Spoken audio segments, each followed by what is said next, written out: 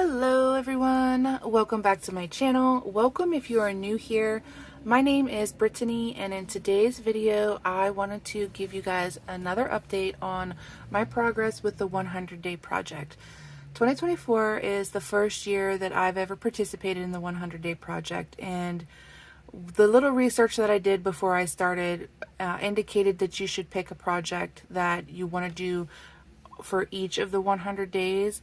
However, I was concerned about falling off from that consistency and quitting the project altogether.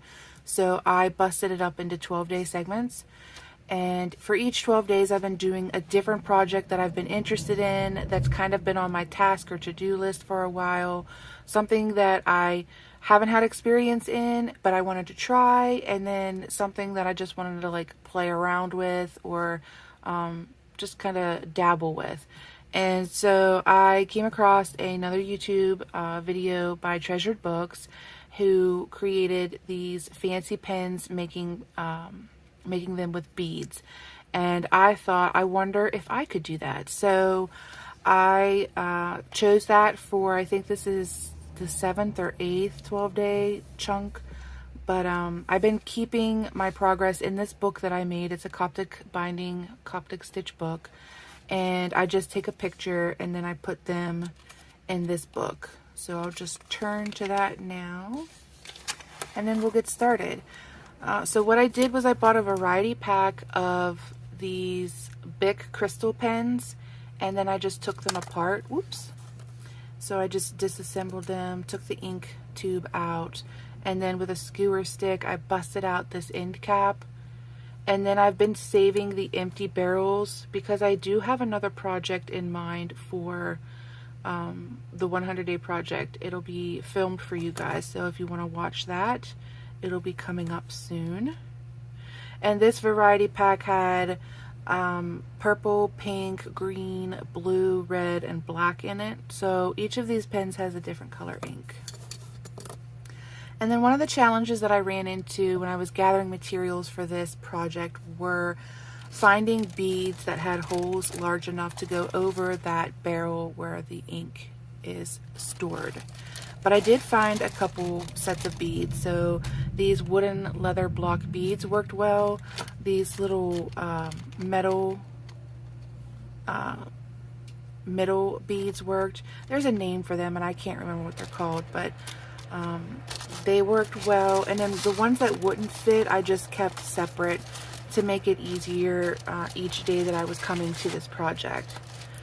Then to secure the beads onto the ink tube, I used my leather super glue, and this stuff is very powerful. It dries very quickly, and I decided that based on my experience with working with that glue in the past, that I should be wearing these like medical gloves to protect my skin in case I were to get any on it, which I did do that. And to get that off of my skin, I just took some nail polish remover where the glue was to remove it, and then I washed my skin really well with warm soap and water, or warm water and soap, and moisturized, because that stuff will suck all the water out of your skin and crack it.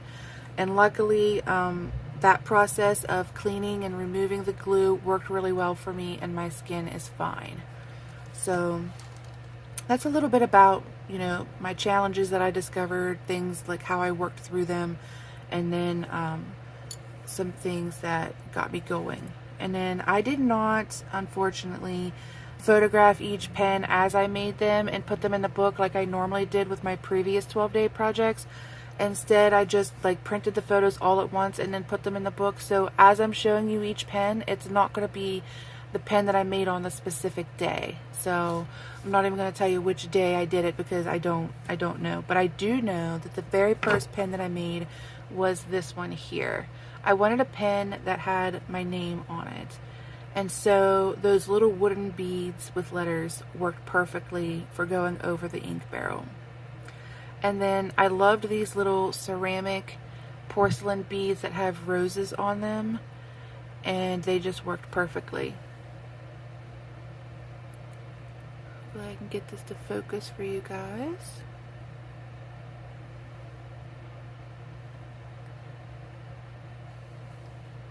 Oops, the little plastic thing's coming off. I left that on all of the pens, so it looks like that pen is blue or green. Another pen that I made. I love the sparkle on these beads.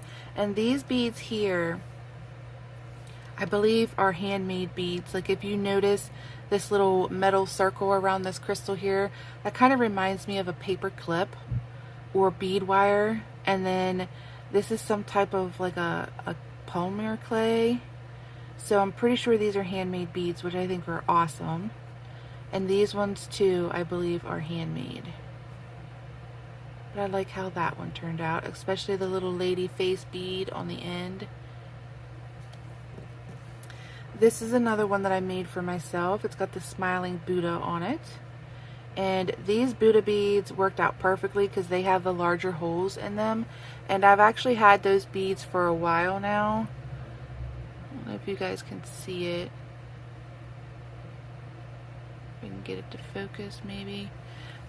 Because I bought them to make stitch markers out of. And stitch markers, if you're familiar with fiber arts or crochet and knitting, you need stitch markers sometimes when you're joining your rounds or the row that you're working on.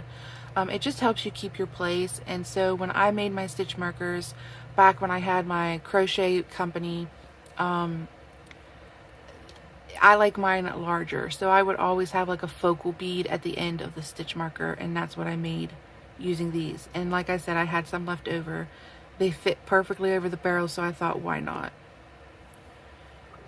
Then another one that I made is this one here. I like it. I think it turned out pretty good. Again, it's got some of those handmade beads. These ones here, the elongated ones, are pretty awesome. I didn't realize when I purchased them that they were like a handmade clay bead, and so until I started to work with them, I noticed the detail on them, and that just made me appreciate them that much more. So I'm really glad that I got those ones. And then I was really attracted to these coral beads, and I think that they go really well with the red beads.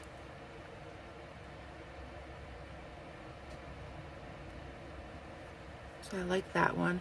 And two, what I was noticing as I was testing some of these pens is the larger beads, like these red ones, they make it comfortable to hold. So in my opinion, all of these are very comfortable to write with. Here's another one. Hopefully these are focusing for you guys. I don't know. Play trombone here.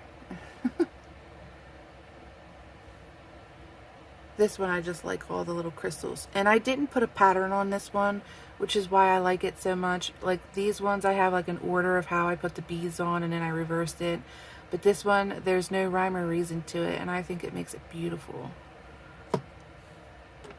And then for this pen, I used some of those black handmade beads, and I thought that they really popped against the red.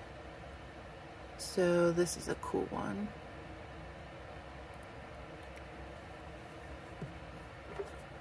Here's another one using those rose porcelain ceramic beads. And when I did use the larger beads for like comfort, I usually put them in the center because it rests perfectly in my hand here. Now if I do give these to people, send them out to pen friends or whatever, I don't know that that'll be the case for everyone. It just sits there perfectly for my hand, and it might not for other people. So hopefully that won't be a problem if anybody requests these and I ship them out. This one, speaking of pen friends, I actually recorded for you guys, and it is available on one of my playlists for my channel. So if you want to see my actual process of making these, you can check that out and watch me make this one. It turned out really nice. And here is another one. And this one just looks fun and quirky to me. I think it's because of the dots on these beads here. But I liked that one as well. Here's another one. The color of this one I think is pretty awesome. I love the pinks and blues together, and then these little spurts of black I think really pop. It brings out the other colors. And of course I've got my sparkles. And then the last one that I made is more of a neutral color. You've got your browns, you still have some of those handmade beads, and then you still have some sparkle on this bead and this bead here.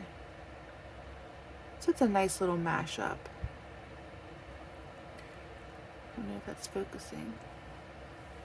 Alright, hopefully you could see all of those when I held them up close. And yeah, those are my 12 pins. And I did pick up some skills making these, so I'm happy that I did it. It was a good experiment. Like I said, I do mine a little bit differently than how that lady did that I was inspired by, but I think it worked out pretty good. So those are the pins that I have. And if any of my pen friends are watching and you would like one of these 4 are not available. They're spoken for already. But these ones here are still up for grabs. So if you would like any of those, let me know.